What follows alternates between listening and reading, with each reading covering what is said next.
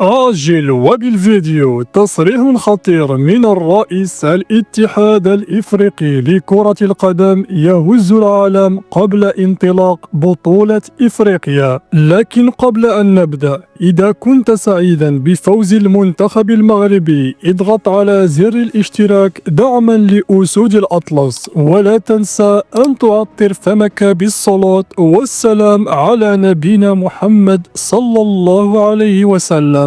أثار رئيس الاتحاد الإفريقي لكرة القدم جدلا واسعا بعد تصريحاته القوية التي أعلن فيها رفضه القاطع لحضور الجماهير الجزائرية في المغرب خلال كأس إفريقيا المقبل، وبرر موقفه بالإشارة إلى ما وصفه بسلوك عنيف وغير مسؤول من بعض الجماهير الجزائرية في بطولات سابقة، مذكرا بحادثة خطيرة خلال كأس إفريقيا لأقل من 17 سنة عندما تعرض عدد من لاعبي المنتخب المغربي لهجوم من مشجعين جزائريين. كما أشار رئيس الكاف إلى وقائع أخرى مأساوية عرفتها الملاعب الجزائرية في الماضي، من بينها حادثة أودت بحياة عدد من الجماهير التونسية، معتبرا أن مثل هذه الأحداث لا يجب أن تتكرر في المغرب أو في أي بطولة إفريقية. وتأتي هذه التصريحات